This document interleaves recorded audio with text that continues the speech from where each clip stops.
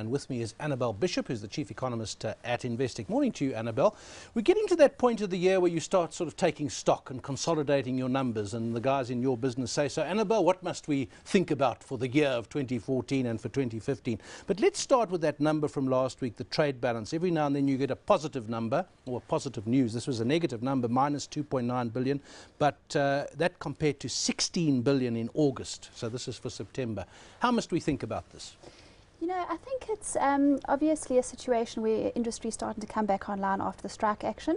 So we saw it coming through on the exports of precious metals, platinum. There's been some lift there, and obviously also coming through from the motor vehicle industry as well, and of course a reduction in the imports of components. So all of these things are strike related, so it's really just a return to doing business. But I do think it's quite key. You know, if you have a look at the breakdown of the figures, it shows us that Africa really is one of our key export destinations, and in particular they absorb a lot of products such as chemical products. So, you know, from that point of view, as Africa is seen to be quite a fast-growing destination, that should be positive longer term for our trade balance.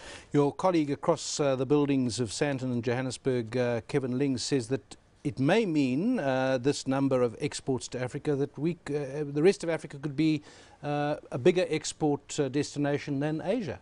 Because at the moment it's 32%, 28%. Yes, you know, our destination to Europe is one of manufactured goods, and to Africa as well it's of processed items, and obviously to Asia it's of raw materials. So clearly it does depend what's happening with the commodity cycle. That has a great impact on the rand value of goods, whether they're going to Asia or you know, the commodity rand value of goods going to Asia. So with the commodity cycle coming off somewhat, and obviously with the slowdown in commodity prices, that has certainly boosted the export value to Africa. But certainly I think Africa, you know, is certainly a big growth destination area, and of course we export a lot of services there as well, and that's also very key. Most of our exports indeed are services to Africa. Well, let's carry on with the conversation. Did you have electricity yesterday? Yes, we did. Yeah, I did as well, but I know a lot of people who didn't, and going to the gym to shower and that sort of thing. What I've said all along with this is, if we're going to have cuts, let's be honest about it. Tell us up front, tell us a week in advance if you can, that if there's going to be cuts, this is where it is. I think they're trying to do that, but there's still a bit of avoiding the issue, isn't there?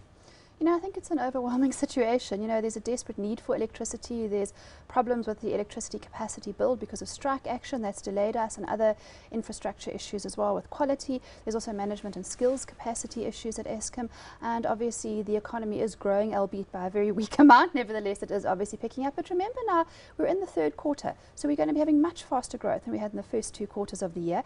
Indeed, remember that growth was probably essentially close to zero, and we're likely to get growth closer to 3% now for the third and fourth quarter, and that's what balances it out to 1.5% overall for 2014. So that's also putting pressure on Eskom, the fact that we're getting this lift now with the industry coming back online after that protracted strike. Yeah, I just think they need to get real quicker and with more transparency, but they seem to be getting there. Let's look towards the end of the year. You've talked about that growth number evening out.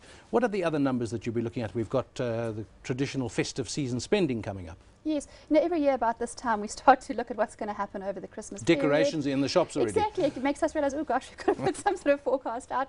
And I think the reality of the situation is individuals are stretched, consumers are stretched. So from the middle to low end, we're certainly not expecting to see a big lift over the festive season, but I think they will do what they can.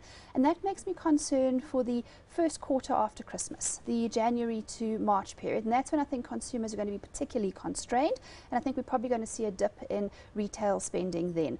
So, you know, the higher-end consumers obviously will be more afflicted by interest rate increases, potentially personal tax increases, which we'll get more colour about in the budget next year in February. But I think going into 2015, we're likely to see a lift in economic growth, certainly towards a 3% mark from the 1.5% metric this year. But in reality, not much of a change in economic growth from the from the third and fourth quarter of this year to obviously the switch into 2015. You know, that dip in the first quarter I'm worried about, and I think that possibly the pain of unsecured lending hasn't actually fully come through yet. That big debt quantum has not yet been worked out, and consumers are still very highly indebted. Impairments, you know, around about 45%, and that's quite poor showing. You know, obviously delinquencies, if you're 30 days or more in arrears, closer to 60%, and that's mainly focused in that mid to low income end. What about interest rates? We've had an oil price that's gone right down. The rand strengthened quite sharply, and then we had the the petrol price announcement, quite a big drop in the petrol price. Is this going to stave off an interest rate increase, which most people thought might happen in November? Yes, we were of the opinion we wouldn't get a November interest rate increase. Obviously, it was looking a bit concerning our forecast when the rand was weakening dramatically, and obviously there were other very hawkish comments coming out from the Reserve Bank. Since then, inflation has come out at 5.9% in the last print. We did anticipate that because petrol price has fallen down quite substantially in the month of September, and obviously we've also seen grain prices pull back very substantially by about a third. But that takes about 6 months to a year lag for that to come through into the retail level. That's coming through as well now. So I think given the good CPI print, it does give the governor, the new governor, Lesetja Kganyago, coming in, pause to actually, wait and see what's going to happen. We think he's not going to hike interest rates in November, but going into 2015, we anticipate potentially an interest rate hike in March, if not in June, depending on when the FOMC does its first lift-off of interest rates in the United States. And then we could see a 50 basis point hike towards the end of the next year as the metric of economic growth, the actual annual print, starts to look a bit better.